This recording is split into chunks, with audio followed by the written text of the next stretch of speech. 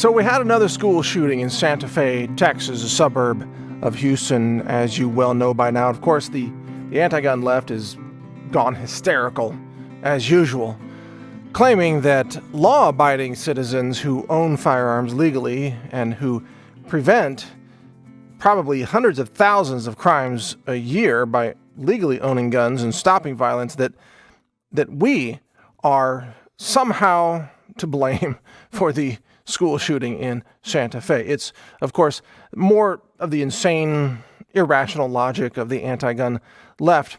Now, as sad as this tragedy is, and there are, I think, 56 or so children killed every year in school shootings across America, on average, and that's horrible that happens.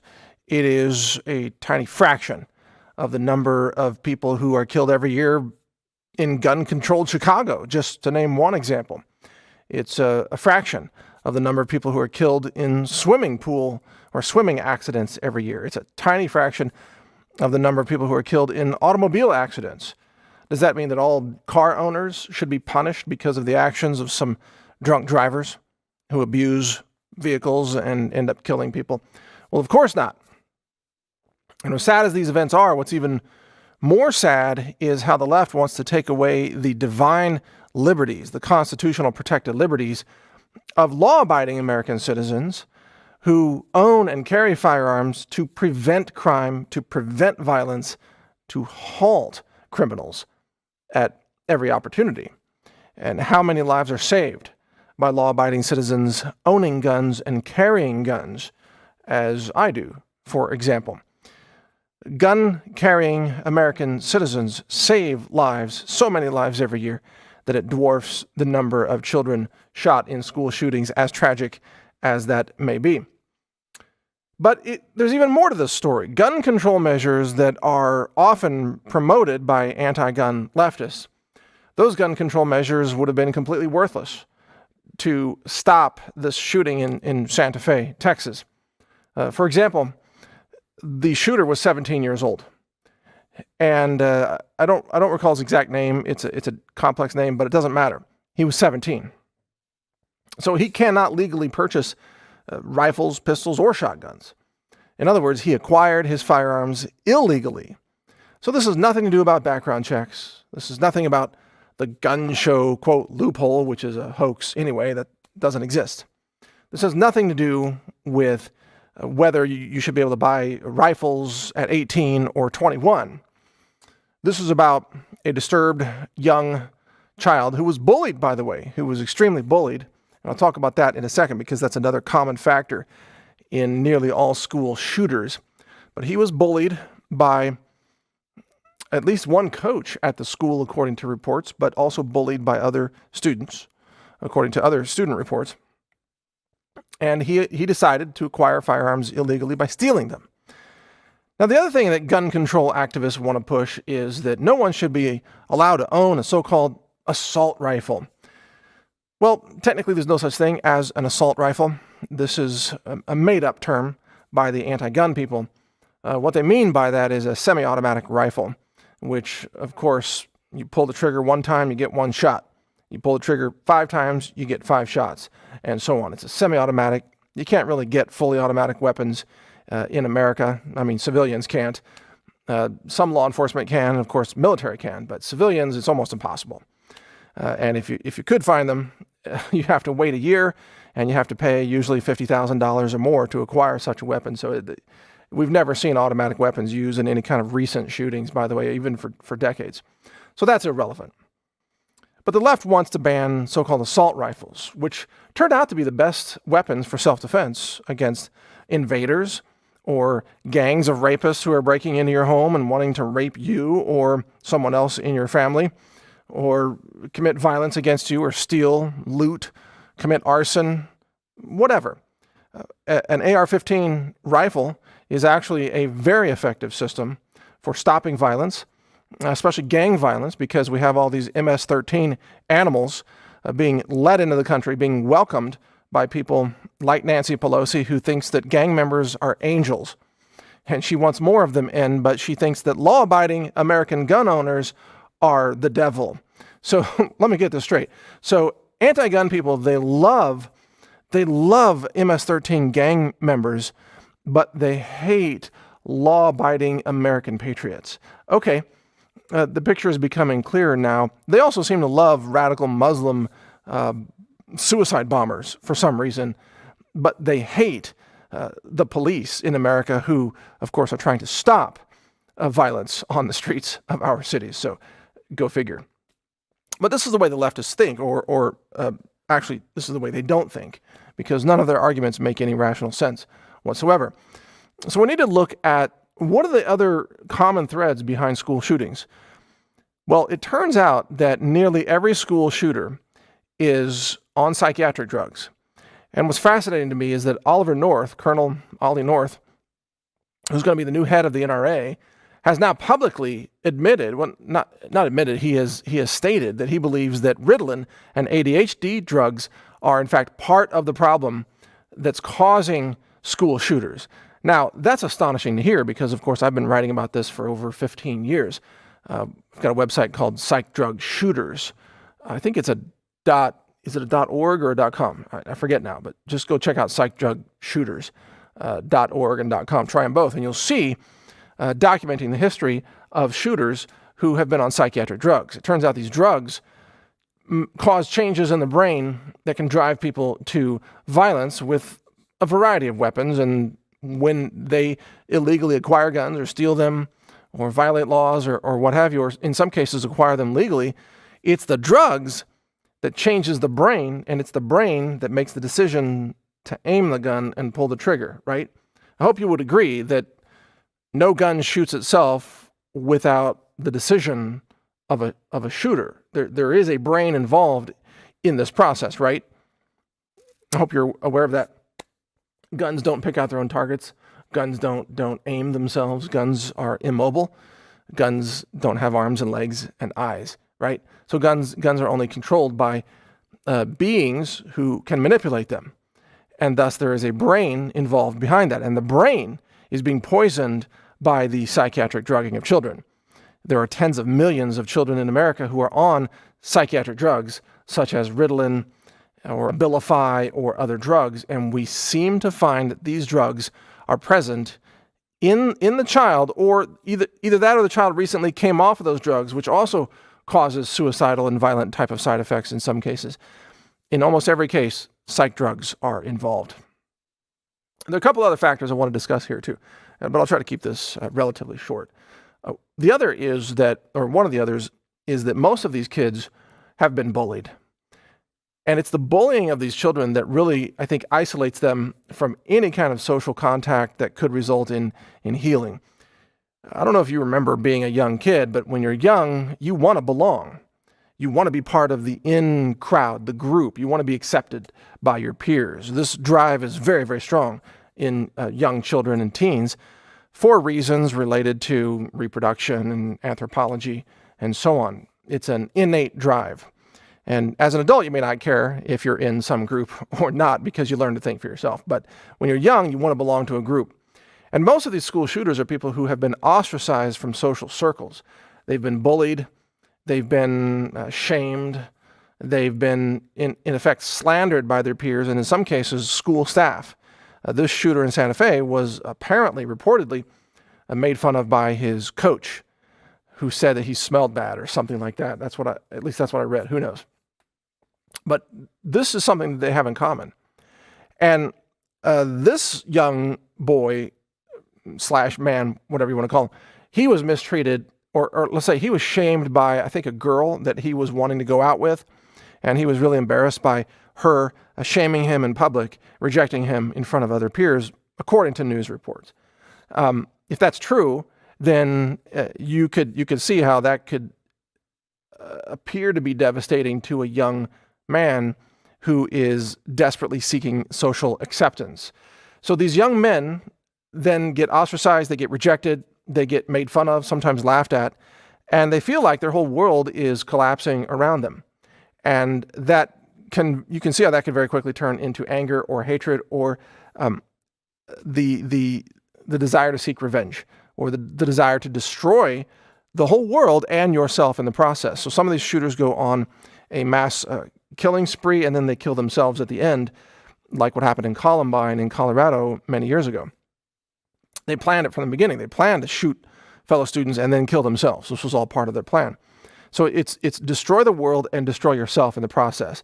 It is complete annihilation because they feel like they're being annihilated by their peers. And this brings up the importance of reaching out to loners in school, those who have no friends, those who are the most socially ostracized and who seem to be shunned by their peers. Those are the ones that we need to reach out to the most, especially if they're on psychiatric drugs and if they're wearing dark clothes and trench coats and wearing T-shirts that have violent implications in terms of the words and images and so on. Those are the people that you really need to reach out to in society because they're the ones most likely to find a way to commit mass murder. And sadly, if they can access firearms, sometimes they do, even though it's illegal, obviously, and they commit murder, even in a gun-free zone, because the gun-free zone sign doesn't stop them from bringing guns to the gun-free zone. I hope that point is obvious at this point. There's another common thread in these shooters. Now, I don't know if this is true with the Santa Fe shooter in Texas, but generally speaking, these school shooters seem to have a fascination with death and especially torturing animals. You've seen this in many, many shooters, including the one in Arizona who shot Gabby Giffords. Was she a congresswoman at the time? Yeah, I believe she was a congresswoman at the time, Gabrielle Giffords, who I knew, by the way. She lived in Tucson, and I was friends with some of her friends, and she spoke really great Spanish, by the way, and she was shot, in the head, and it took out part of her brain, and she's still living today. It has become very outspoken with her husband, who I believe is a former astronaut, if I'm not mistaken. Mark, I think, is his name. And they've become very, very aggressive anti-gun people, possibly for obvious reasons. If you get shot in the head, it might change your views on guns. Nevertheless, Gabby Giffords, she's a wonderful person, and she was harmed by guns. But the person who shot her was into torturing animals and devil worship too. There's a satanic aspect to a lot of these shooters. In some schools, actual devil worship. Like some schools allow pro-Satan groups. Like they won't allow a Christian group to be organized in the school because they say, separation of church and state, which is the wrong interpretation of that, by the way. They're full of bunk. But they don't allow Christian groups, but they'll allow Satan groups, literally. Actually allow like Satan worshiping student groups, because that's not church and state, they say. So in some schools, they're actually, they're in effect encouraging the worship of Satan, which is the worship of death and suffering and hell or hellish behavior, all these things. The schools are okay with that. So instead of teaching principles and ethics and morals and, Christ-like systems of treating your fellow person as they would treat you. And I guess it's not just limited to Christianity. This is true in many religions as well. Of course, in Judaism and even in Islam, technically, I guess it's there as well. But instead of allowing that to be taught in the schools, they want to teach Satanism or atheism or non-belief in God or ethics or morality. And the schools don't teach anything along the lines of a moral compass. So you combine all of these factors now. Oh, and there's one more factor, sorry. A lot of these kids have a fascination with weapons, but not just guns. They're into often knives and like ninja throwing stars, nunchucks, crossbows. I don't know. Come to think of it, like all my friends were into that stuff too, but we all turned out okay. So must not be that bad. But a lot of these kids are into like crazy weapon collections. The thing about kids today, everything that they do is captured and posted, and every mistake they make, they receive shame. I mean, really, we got to look at social media on this. Perhaps we should make a decision in society, and I'm not saying I advocate this at the moment, but we should look at it. Maybe social media shouldn't be legal to use until you're 18. You ever thought about that? I mean, people talk about, well, you shouldn't be able to buy a handgun until you're 18. Maybe you shouldn't be able to even use social media because you can destroy the lives of other people before you're 18. And that can be just as devastating to someone as actually being shot. In fact, I'm willing to bet you there are probably high school guys out there who would rather be shot in the leg than be publicly rejected by a girl they like, if you gave them a choice. Seriously. So maybe social media is the weapon. Maybe social media has been weaponized, especially by the girls in high school, against each other too, not just against boys, but against other girls. You want to talk about viciousness, you get a bunch of 15, 16-year-old teenage girls together to start gossiping about each other and trying to shame each other. That's the weaponization of words right there. Social media magnifies it. And yet, no one's talking about that. Maybe Facebook is more responsible than the shooter in a way. Or perhaps Facebook is the tool that's been used by other people that have enraged this shooter and turned him into a violent person. And then guns were just the last tool, the tool of last resort that he could get his hands on. But guns didn't make him decide to kill. Guns were just the vehicle of choice for carrying out the killing. Something snapped in his mind, and that might have been something that happened on social media. Or perhaps social media in combination with psychiatric drugs. Or perhaps some adults invited him to some satanic, devil worship meeting and then had him torture neighbors' cats or something. I mean, there are factors that cause someone's mind to flip like that and become a violent murderer. Those are the things that we should be looking at. And this kid's alive, so we could still ask him questions. I mean, he's going to be in prison for a long time, so maybe we should talk to this kid and find out what are the factors that drove him to do this.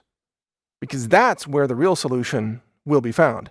Not in banning just guns, because you ban guns, these kids find other weapons. Bombs, trucks, I don't know, samurai swords, what have you.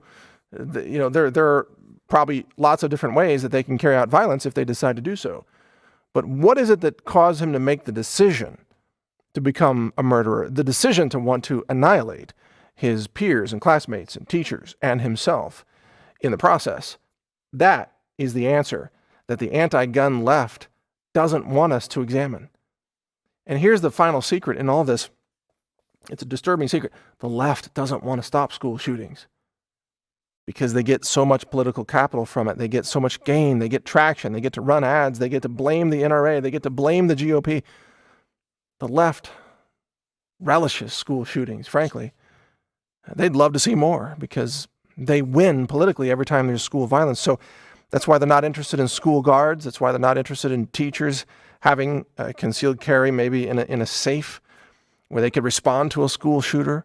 They don't want, metal detectors in schools. They don't want security because they don't want to stop the school shootings. They want more of them to happen. This is true. And they don't want to look at the psychological reasons behind why these shootings are happening or the psychiatric drugs or anything like that. They just want the shootings to continue so they get more political capital, essentially grandstanding off the bodies of dead kids. And they're not interested in stopping the shootings. They're interested in exploiting them. That's the truth about school shootings that you won't hear from the left. So those are my thoughts on the subject. I publish a website called secondamendment.news. I hope you're not surprised by that. I am pro Second Amendment. I also publish newstarget.com and about 300 other websites, guns.news, for example, survival.news, many sites that help empower people with knowledge for self-defense, by the way, and survival. So if you're interested in those subjects, check out those websites. And you're watching counterthink.com, or at least a Counterthink video. And if you want to see more of them, they are posted on counterthink.com. YouTube has banned me so many times now that I've decided not to even try to reinstate my account with YouTube. So I'm launching an alternative to YouTube called Real.video, and you can have an account there as well. Real.video, it's the answer to YouTube censorship, and we have over 20,000 content creators who have so far signed up to request content channels there. I'll have my own channel there, but I'll just be one voice among tens of thousands of other voices. And if you're pro Second Amendment, we welcome you to that site. And if you're opposed to the Second Amendment, you can stay on YouTube because they don't ban you, do they? Interesting how that works.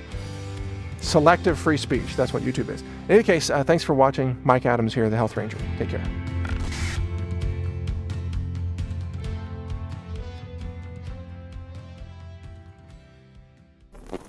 Thank you for watching. If you want to support our mission, visit us at healthrangerstore.com for the world's largest selection of lab-verified superfood and nutritional products for healthy living. It's at healthrangerstore.com.